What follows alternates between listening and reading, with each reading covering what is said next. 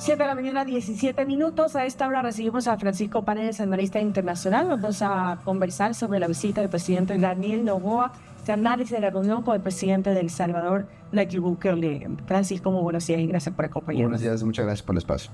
Bueno, la reunión que tuvo previo al inicio del cambio de mando del presidente Nayib Bukele entre Daniel Noboa y el presidente Bukele para este plan de control territorial que ha sido tan exitoso según pues los analistas y la información internacional que tenemos de la implementación, los resultados llegaron a tener 0 homicidios en ese país en algún momento. ¿Es posible implementar algo parecido acá en nuestro país en la situación que estamos? Sí, bueno, lo primero y lo más importante para comenzar es que esta reunión se inscribe dentro del marco de fortalecimiento de las relaciones internacionales entre Ecuador y todos sus países similares o cercanos dentro de Latinoamérica. Entre los ejes importantes que podemos destacar de la visita entre el presidente Noboa y el presidente Bukele es precisamente el eje de seguridad. No nos olvidemos que el presidente Bukele recibió un país con una tasa de 50 muertos por cada 100.000 habitantes en el año 2019 y a lo largo de 5 años, que es lo que dura el mandato en El Salvador, logra reducirlo a 2.7. Pero claro, esto no es algo que sucedió de la noche a la mañana. Los años siguientes, después de que se toma posesión de 2019, 2020 y 2021, las tasas de homicidios todavía seguían altas. Esto cambia radicalmente a partir del año 2021-22 con el plan hoy denominado Plan Bukele. ¿En qué consiste este Plan Bukele?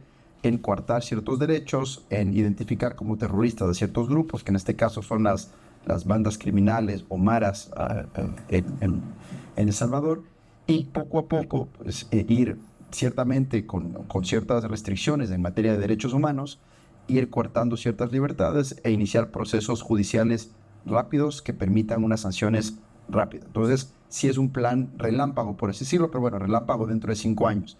¿Es algo parecido a lo que podemos esperar en Ecuador? Posiblemente sí. Entonces, dentro de este marco. Sí, ¿es emulable este plan Bukele? Absolutamente, absolutamente. Siempre que se mantengan el respeto a ciertos aspectos de derechos humanos, que es importante mantenerlo, pero no nos olvidemos que el presidente Noboa no está 1 año siquiera en el gobierno. Y el plan de Bukele tomó 5 años en reducir las tasas de homicidio del 50 al 2. Entonces, ¿es algo que se puede hacer? Sí. Los siguientes pasos que debería seguramente tomar el presidente es, al igual que lo hizo en su momento el gobierno argentino, poner a su gente encargada de seguridad.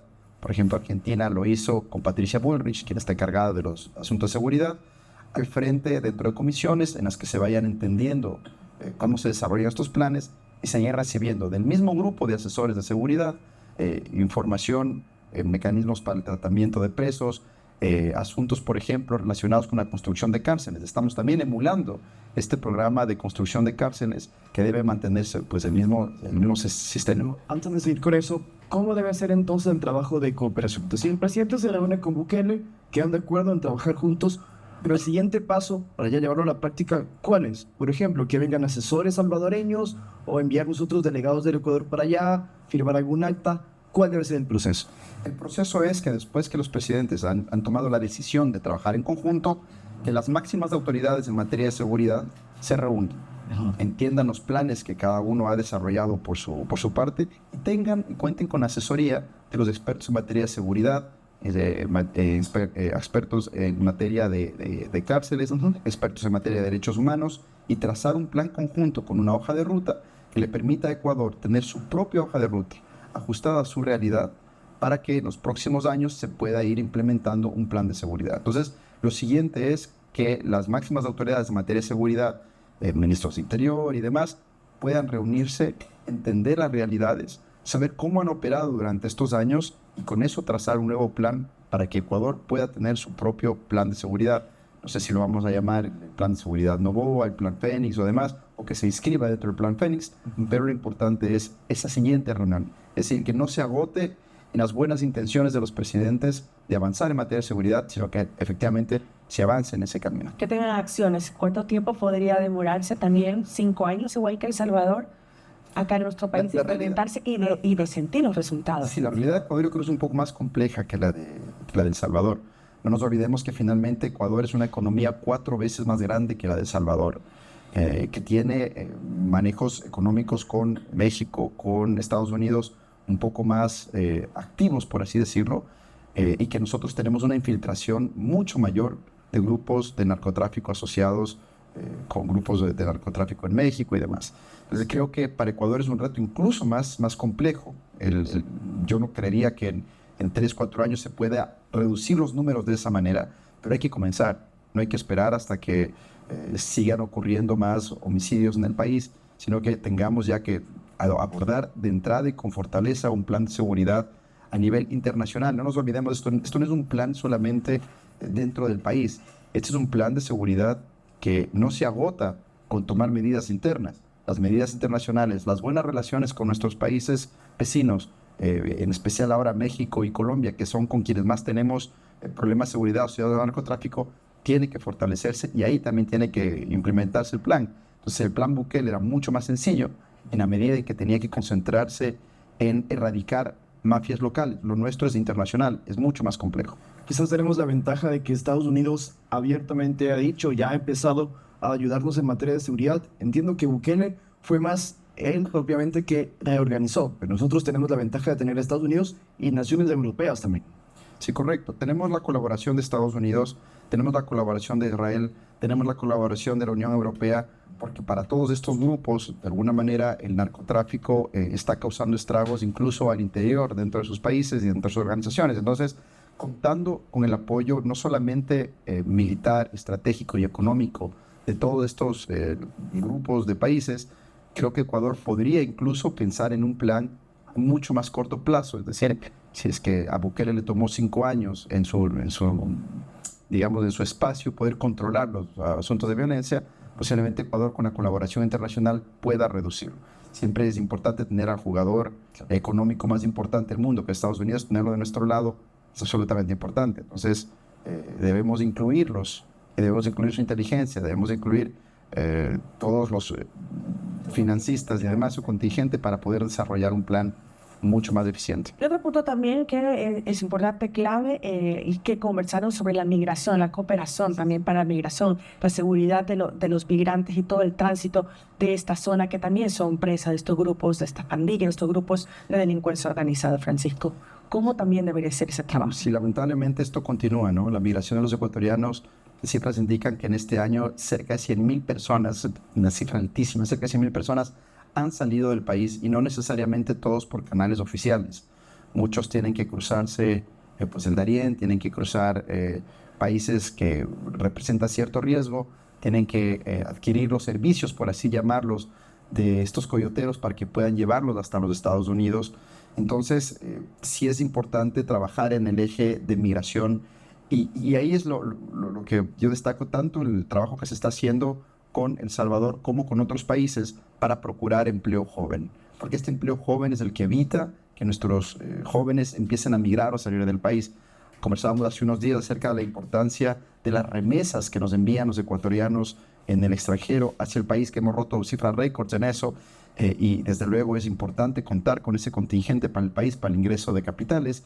Pero no nos olvidemos que lo importante realmente es mantenerlos aquí, que seamos el país productivo y que desde el Ecuador podamos a este empleo joven mantenerlo en cifras altas para que no se comprometan con grupos pues narcotraficantes y demás. Y ahí la cooperación internacional es nuevamente un eje central. Es cómo lograr que dentro de nuestros países, incluso a nivel de la comunidad andina, que ahora empieza a flexibilizarse aspectos de el movimiento entre profesionales dentro de la comunidad andina, lograr y fortalecer esos espacios para que no tengan que salir, no tengan que exponerse y no tengan que pues tener que ser víctimas o presas de grupos de delincuencia organizada. Otro punto que se ha comentado y que quisiéramos conocer su análisis es que la reunión entre Nayib Bukele y Daniel Noboa es entre el presidente con mejor popularidad de Latinoamérica según las encuestas, hablo de Bukele, y el de mejor popularidad en Sudamérica, hablo de Daniel Noboa. ¿Cómo puede leer el mundo este encuentro entre dos personas que tienen una imagen muy positiva en la región?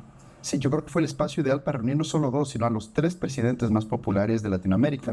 Ahí podríamos agregarle a Javier Milei, quien inició con una popularidad del 40-50% y hoy está muy cercana al 70-80%. Es decir, son los 3 presidentes que no son de izquierda, por así decirlo, que han logrado cimentar bases de popularidad, cosa que es un poco fuera de lo normal y de lo que ocurrió en los últimos años. Ese es el espacio para que estos presidentes, que no son necesariamente de izquierda, puedan marcar el futuro de otros países, incluso en Latinoamérica, con ideas de la libertad, con ideas de libertad económica, con ideas de facilitar el diálogo económico entre estos países. Y eso es lo que ha hecho también el presidente Noboa, fortalecer las relaciones comerciales que estamos teniendo ahora con Costa Rica, también a raíz de el último acuerdo comercial que también empieza ya a entrar en vigencia muy pronto.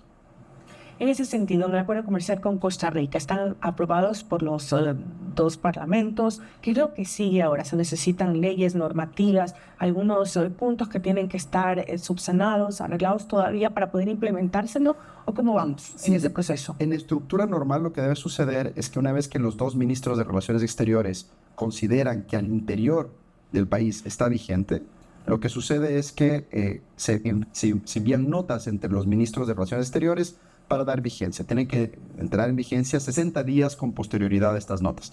Ahora, una cosa es que entre en vigencia y otra cosa es que pueda ser implementado.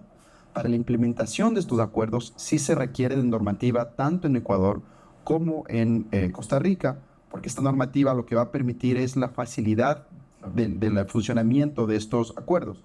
Normativa a nivel aduanero, normativa a nivel tributario, normativa a nivel de manejos, por ejemplo, de certificados de origen, es decir, para que los productos ecuatorianos que se exportan a Costa Rica puedan ser recibidos con un arancel cero, tiene que haber una normativa interna que lo permita emitir este tipo de certificados. ¿Tiene que ir a la Asamblea, Francisco? Pero esto tiene que pasar por Asamblea, desde luego. Asamblea tiene que actuar de manera rápida. No sé si el tiempo le dé.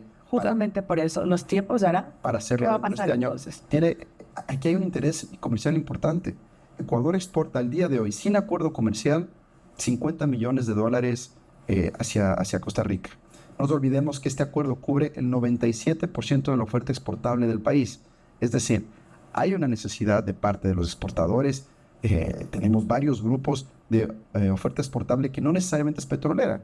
Tenemos asuntos de metalmecánica, manufactura, agricultura. Son sectores en los cuales tenemos que trabajar para poder lograr una mayor exportación de estos productos y mucho más si es que van a tarifa cero. De este 97%, el 40%, 46% para ser exactos, llega con tarifa cero de parte de los productos ecuatorianos, atún y demás. Entonces, existe una obligación, no solamente un pedido, una obligación de la Asamblea de adoptar todas las medidas legislativas necesarias para que se implemente esto, ojalá y dentro de los próximos 5 o 6 meses. Y que no es el único acuerdo, porque por cierto, con Corea del Sur también estamos en el mismo proceso ya a vísperas de que se pueda implementar estos TLC. Mi última consulta en temas internacionales, Francisco. Claudia Sheinbaum es la nueva presidenta de México. Continuismo entonces en esa nación. Recordemos que ella es parte también de Morena, que es el partido de Andrés Manuel López Obrador.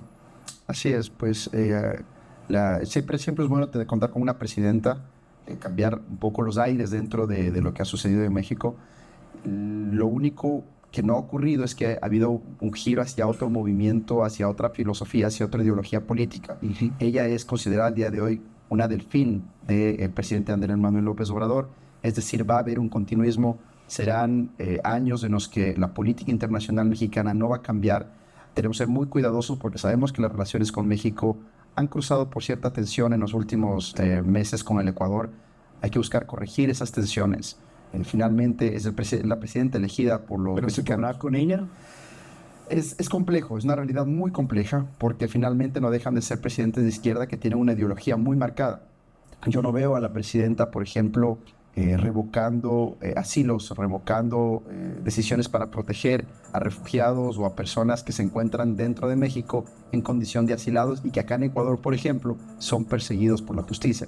Lo veo con mucha dificultad. Entonces, desde ahí a lo mejor no va a haber progreso. Y ni siquiera que vuelvan, no es que la embajada, los consulados, que es lo que muchos ecuatorianos necesitan para viajar a México, tampoco lo ve como algo factible en corto plazo.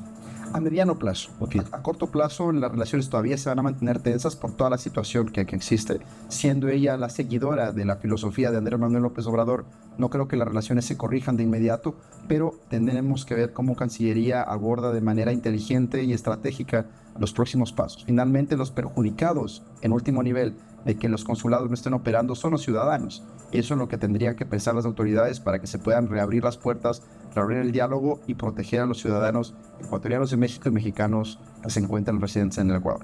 Gracias, Francisco, por acompañarnos esta mañana. Hemos conversado con Francisco Paredes, analista internacional, sobre la visita del presidente Daniel Noboa al presidente Nayib Bukele, esta reunión que tuvieron bilateral para realizar algunos temas, entre ellos seguridad. Gracias. Esto vamos entonces al estudio de noticias por Kimeli Zambrano con toda la información del equipo de Meche Castro, Real Madrid, campeón de Europa.